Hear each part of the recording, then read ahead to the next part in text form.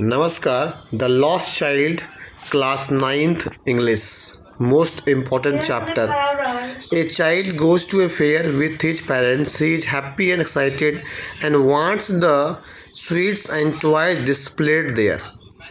देखिए child goes कहाँ जाता है, मेला जाता है अपने बच्चे के साथ। वह खुश भी है एंड बहुत ज़्यादा वो क्या है, एक्साइटेड है।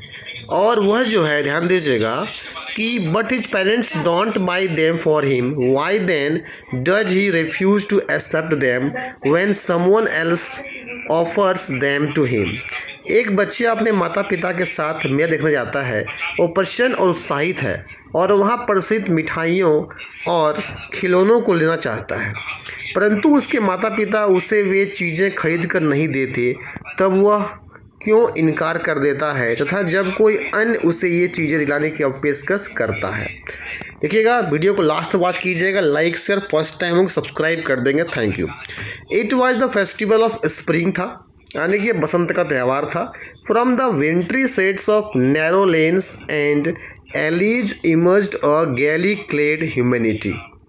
शानदार कपड़ों से सज्जित व प्रसन्न मानवता सर्दी की संग तथा संकरी गलियों की छाया से निकलकर बाहर आ रहे थे।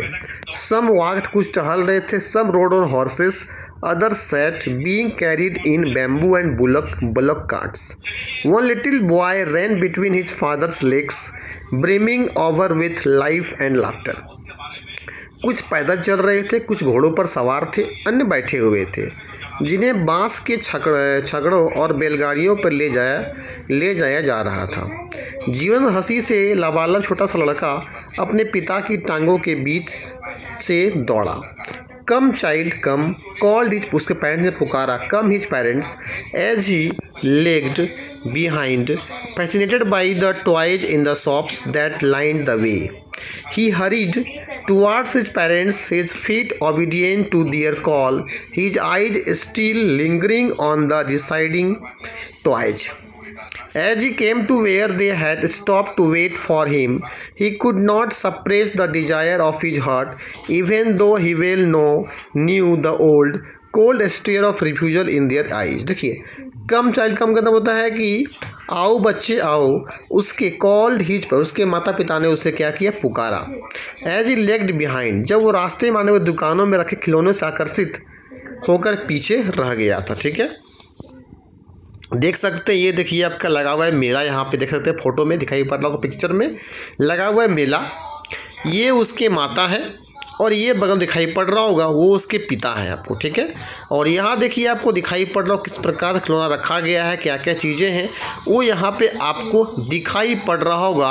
आइए बात करेंगे इस कहानी में आगे। द लॉस्ट चाइल्ड में हम लोग कहानी आगे पढ़ते हैं। ठीक है, देखिएगा, कहता है कहानी में, वह जल्दी से अपने माता पिता की तरफ दौड़ा।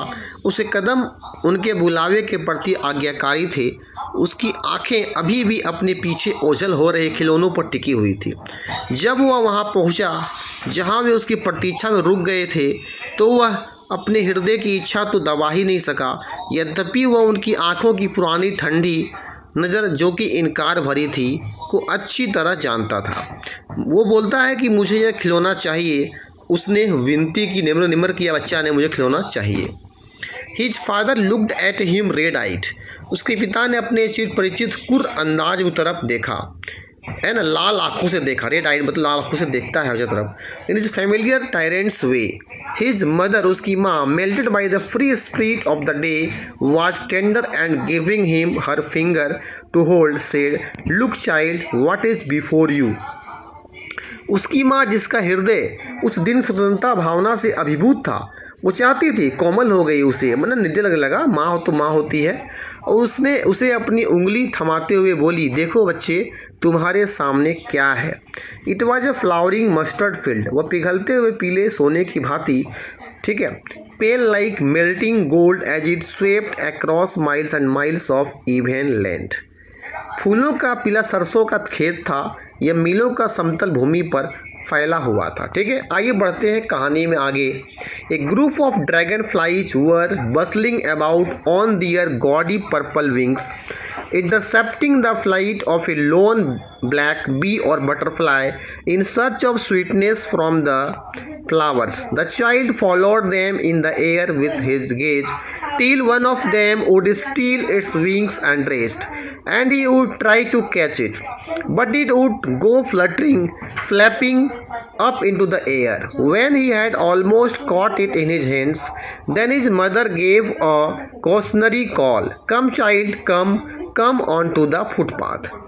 चिवरा मधुमक्खियों का एक झुंड था, ठीक है, ड्रैगन फ्लाइज था, अपने चमकीले बैंगनी पंखों पर हलचल कर रहा था। किसी अकेली काली मक्खी या तितली जो फूलों में शहद की तलाश में थी, उसकी उड़ान में व्यवधान डालते हुए बच्चे ने अपनी नज़र से हवा में उनका पीछा किया जब तक कि उनमें एक अपने पंखों को शांत करके आराम से बैठ नहीं जाती और फिर वह उसे पकड़ने का प्रयास करता। परंतु जब वह उसे अपने हाथों से पकड़ने वाला ही होता, वह पंख फड़फड़ाकर हवा में उड़ जाती। वो जैसे पकड़ने होता बच्चा उड़ जाती थी। तब उसकी मां सावधान करने वाली आवाज़ लगाई, "आओ बच्चे, आओ, पंख डंडी के ऊपर आ जाओ।" ठीक है, कहती है माँ। ही रैन टुवार्ड्स हिज पेरेंट्स गेली। वह जो है एकदम गेली मतलब होता पसंद था, खुशीपूर्वक वो अपने माता पिता की ओर क्या हो भागा। Walked abreast of them for a while, being however so soon left behind, attracted by the little insects and worms along the footpath that were teeming out from their hiding places to enjoy the sunshine. वह खुशीपूर्वक क्या है माता पिता की तरफ भागा और कुछ देर तक उनके साथ चला, परंतु शीघ्र ही दोबारा पीछे रह गया क्योंकि वह धूप में आनंद लेने के लिए अपने छिपने के स्थान से निकलते हुए छोटे कीट और जंतुओं से आकर्षित हो गया था। कम चाइल्ड, आओ बच्चे, कम। हिज पेरेंट्स ने उसको बुलाया, ठीक है, सेड ऑफ ए ग्रोव, वृक्षों की झुंडों की छाया में, जहाँ पे छाया थी वहाँ पे पुकारा। Where they had seated themselves on the edge of a well, he ran towards them. ठीक है, बुलाया, उन्होंने अपने आप को कुएं के कोनों पर विराजमान कर रखा था, वह उसकी तरफ दौड़ा। A shower of young flowers fell upon the child as entered the grove and forgetting his parents, he began to gather the raining petals in his hands. Pankhuri but ठीक है, रैनिंग से। थैंक यू, लाइक सब्सक्राइब कर देंगे।